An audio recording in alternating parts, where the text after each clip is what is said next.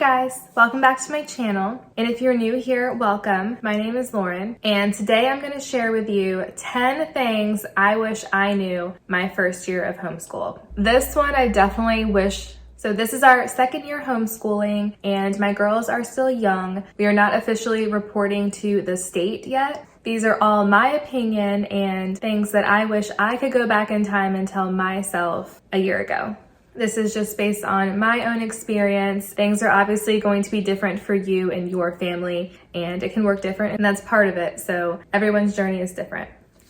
But the first thing, ask yourself, why are you homeschooling? What is your why? You need a strong reason why you are making the decision to homeschool. It's important to remember your why on the more difficult days. Everyone has hard days and things don't go as planned. It's just really important to have a why. Number 2 is routine. I'm not talking about a strict schedule or certain times. I'm just talking about a basic routine, rhythm, and flow of your day. First, we will get up and then we'll get dressed and we'll have breakfast. And after that, we will start school. So things like that, first this, then that. Not like we start our school day at 9 o'clock. And if we don't start at 9 o'clock, then everything just falls out of place. And it doesn't work well that way for us. But routine works really well.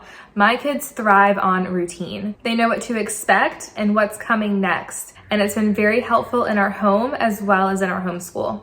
Number 3 is your planner. And I actually will reverse record keep, meaning I don't write out and plan out all of the activities and lessons and everything that I am planning to do. I don't write them ahead. So after they're completed, I will write them down on that day. It is so much easier, less editing, and it's not time consuming at all. I just write them down as we go throughout our day. Like, okay, we finished math and we did lesson 5 or whatever it may be. I personally love the customization of my plum paper planner.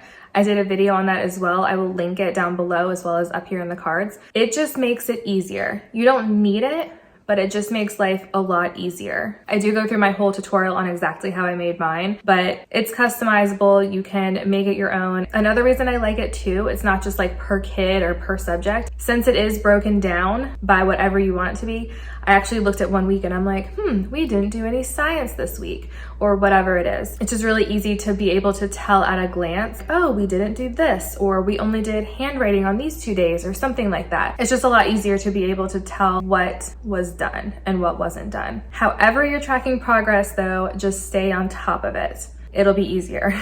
So speaking of tracking things and record keeping, I'm going to talk about the yearly portfolio. It's not necessary until your kids are at the age required by your state. Just check the website, HSLDA, Homeschool Legal Defense Association, I think.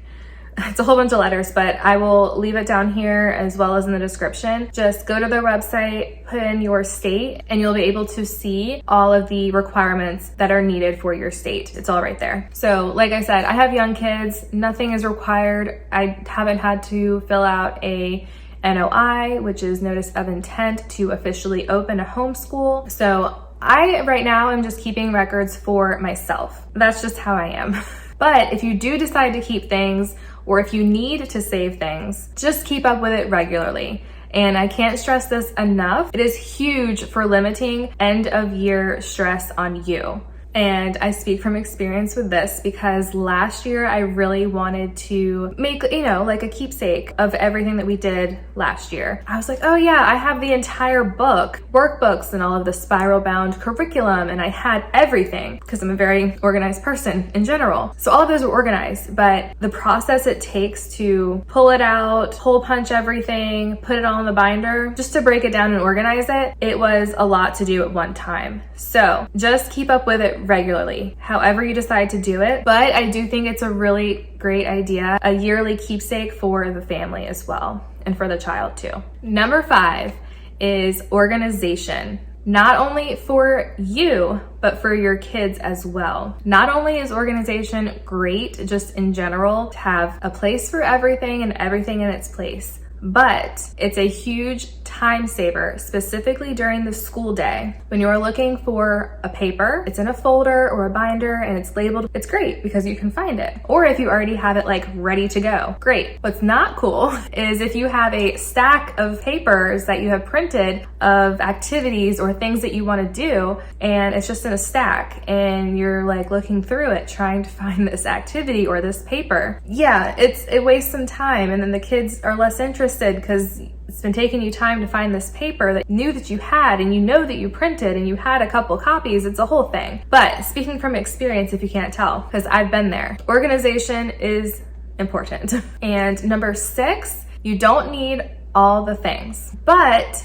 if you think it will make your life easier, then do it. It does make organizing easier with less stuff, I will say that. My EcoTank printer and my ProClick binding machine, those 2 big purchases I made last year, I do not regret that at all. I wish I bought that sooner. It would have been so much easier for me. And I'm actually really glad that I did end up investing in that, because it's not a short-term thing for us. It's a long-term thing. I know I'm gonna be getting a lot of use out of it, so it was worth the investment for us. So that's also a factor as well. But if you think it's gonna make things easier for you and your family, just go for it if you can. I mean, I'm also referring to you don't need all the things as in like all the little things too. But speaking of those 2 larger investments, I'm really glad that I did. Number 7, a homeschool room. You do not need a whole room dedicated to homeschooling. All you need is a table, your curriculum, whatever supplies, pencils, erasers, markers, colored pencils, whatever, and a quiet space to work.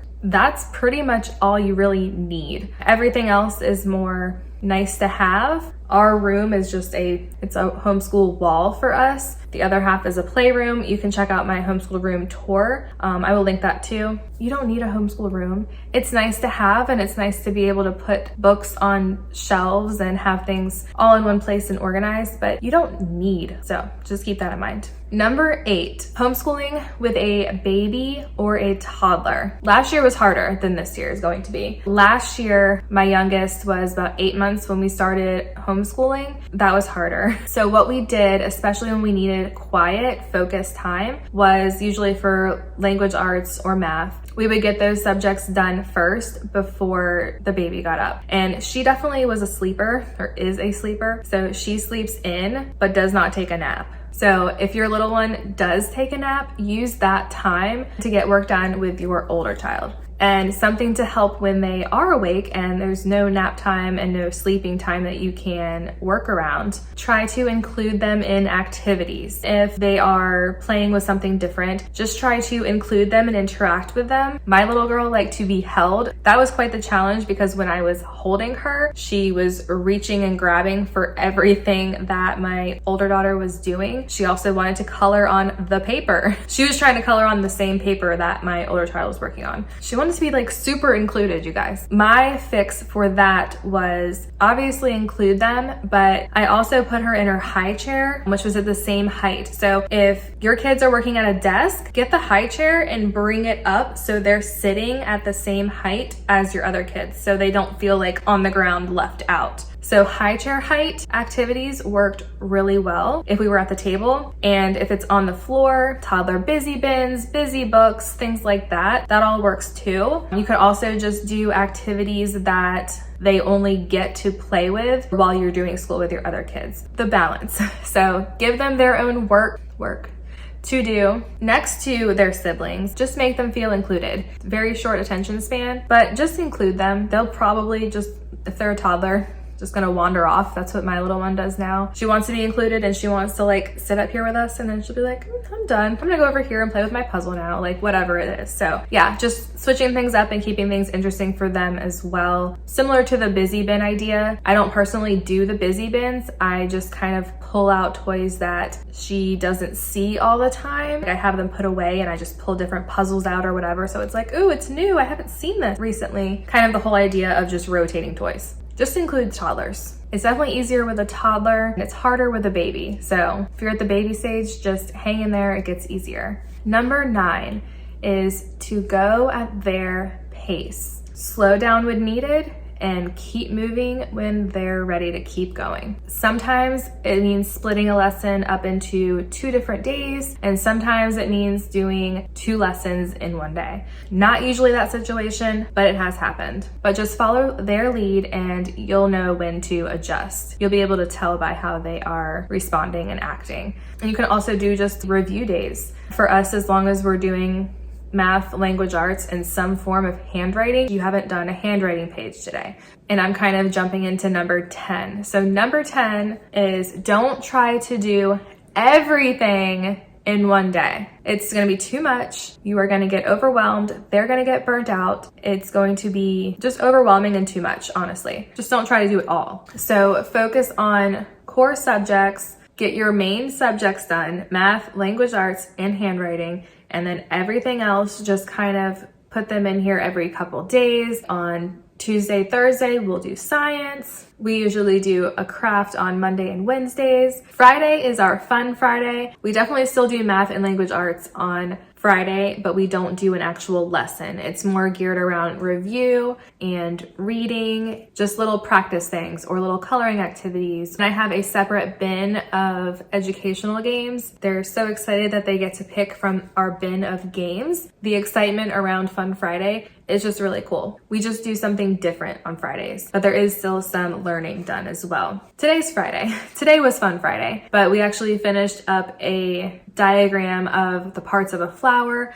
So she got to color that and glue the pieces together. So it's still school, but it's more of like a fun side of school, if that makes sense. But just don't do everything in one day and keep it fun. It should be a fun, enjoyable experience. My recommendation for trying not to do everything all in one day is to put it in a morning basket. I will be doing a video on this soon. It keeps changing, so I haven't made a this is our morning basket video yet. Things that I have in rotation or want to incorporate, but I'm not sure where to put it, it goes in the morning basket.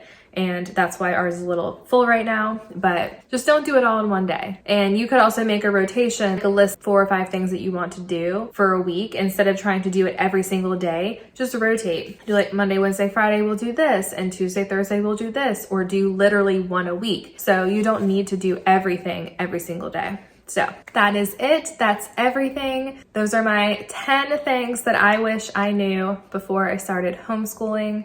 I feel like some of those are pretty simple, but I also feel like it's a great reminder for myself because I feel like once you start homeschooling, it's definitely a main focus. My life is homeschooling my girls. It's not my life is something else and then I'm fitting in homeschooling. Just think about your priorities and where they're at and remember your why. I really hope this video was helpful and I will see you guys soon. Bye.